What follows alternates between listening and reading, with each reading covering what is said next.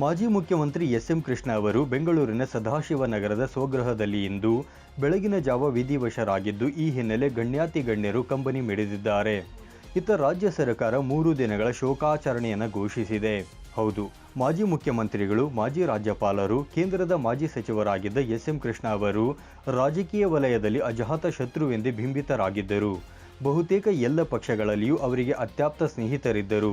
93 ವರ್ಷ ವಯಸ್ಸಿನ ಎಸ್.ಎಂ. ಕೃಷ್ಣ ಅವರು ಕಳೆದ 6 ತಿಂಗಳುಗಳಿಂದ ಶ್ವಾಸಕೋಶ ಸಮಸ್ಯೆಯಿಂದ ಬಳಲುತ್ತಲಿದ್ದರು. ಇದೇ ಕಾರಣಕ್ಕಾಗಿ ಅವರಿಗೆ ಇತ್ತೀಚೆಗೆ ಮಣಿಪಾಲ್ ಆಸ್ಪತ್ರೆಯಲ್ಲಿ ಚಿಕಿತ್ಸೆಗೆ ಒಳಪಡಿಸಲಾಗಿತ್ತು. ಆದರೆ ಸಮಸ್ಯೆ ಉಲ್ಬಣಗೊಂಡ ಹಿನ್ನೆಲೆ ಅವರು ವಿಧಿವಶರಾಗಿದ್ದಾಗಿ ಕುಟುಂಬ ಮೂಲಗಳು ತಿಳಿಸಿವೆ. ಇನ್ನು ಮೃತರ ಪಾರ್ಥಿವ ಶರೀರವನ್ನು ಸಾರ್ವಜನಿಕರ ಅಂತಿಮ ದರ್ಶನಕ್ಕಾಗಿ ಸದಾಶಿವನಗರದ ಅವರ ನಿವಾಸದಲ್ಲಿ ಇರಿಸಲಾಗಿದ್ದು, ನಂತರ ಅವರ ಹುಟ್ಟೂರಾದ ಮಂಡ್ಯ ಜಿಲ್ಲೆಯ ಮದ್ದೂರಿನ ಸೋಮನಹಳ್ಳಿಯಲ್ಲಿ ಬುಧವಾರ ಸಕಲ ಸರ್ಕಾರಿ ಗೌರವಗಳೊಂದಿಗೆ ಅವರ ಅಂತಿಮ ಸಂಸ್ಕಾರ ಕಾರ್ಯ ನೆರವೇರಿಸಲಾಗುವುದು ಎಂದು ಕುಟುಂಬ ಮೂಲಗಳು ಇದೇ ವೇಳೆ ಸ್ಪಷ್ಟಪಡಿಸಿವೆ. 9 ಲೈವ್ ನ್ಯೂಸ್, ಬೆಂಗಳೂರು.